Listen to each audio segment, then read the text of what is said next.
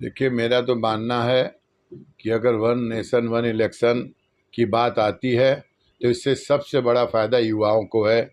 युवा जो आज राजनीति के चक्कर में भटक जाते हैं और देश का उसमें नुकसान होता है, या देश की राजनीति का भी नुकसान होता है और युवाओं को आगे बढ़ने का मौका नहीं मिल पाता। तो अगर आज वन नेशन वन इलेक्शन की बात आती है तो ये बहुत अच्छी चीज़ है। सारे चुनाव एक साथ हो जाते हैं तो देश का पैसा बचेगा और वो पैसा आम जनता का दिया हुआ पैसा होता है।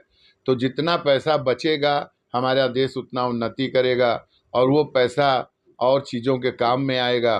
तो इससे सरकार जो सोच रही है इसका सबको वो करना चाहिए, सम्मान करना चाहिए और बधाई देनी चाहिए कि सरकार एक के बाद एक देश के लिए सोच रही है, युवाओं के लिए सोच रही है। आने वाली पीढ़ी के ऊपर कम खर्च डाल के उनको काम धंधे में राष्ट्र के प्रति, देश के प्रति समर्पित होने की बातें समझा रही है और ये इससे अच्छी चीज़ कोई नहीं है। विपक्ष का ये कहना है कि सरकार अपने हार से डर रही है, जिसके वजह से अब इस तरह की मांगे की जा रही है। कहीं ऐसा तो नहीं कि वर्तमान सरकार अब हारने से डर रही है? जिस हिसाब से विगत लोकसभा चुनाव हुआ, सीटें कम आई और अब 2027 की चुनाव भी सामने है, तो इस तरह की बातें की जा रही है। देखिए, हम विपक्ष की बात तो नहीं कहेंगे, लेकिन मुझे ये मालूम है कि सरकार जीते हारे ये हर पार्टी के लिए, हर आदमी के लिए फ़ायदेमंद है।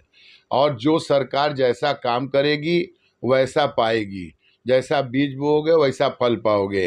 तो यह जनता का निर्णय है कि वो किस सरकार को क्या करेगी, इससे कोई मतलब हमारा नहीं है। लेकिन मैं ये जानता हूँ कि सरकार के वोट ज़रूर कम आए हैं, सीटें ज़रूर कम आई हैं, पर सरकार ने जितना काम किया है, जितना इन्होंने देश का विकास किया है, जितना इन्होंने देश के नाम को दुनिया में रोशन किया है, जितना इन्होंने वंदे भारत से लेके कॉरिडोर से लेके हर चीज़ों का इन्होंने वो किया है, तो इतना कभी देश आज़ाद होने के बाद नहीं हुआ। तो मुझे नहीं लगता कि आने वाला समय के लिए सरकार डर रही है।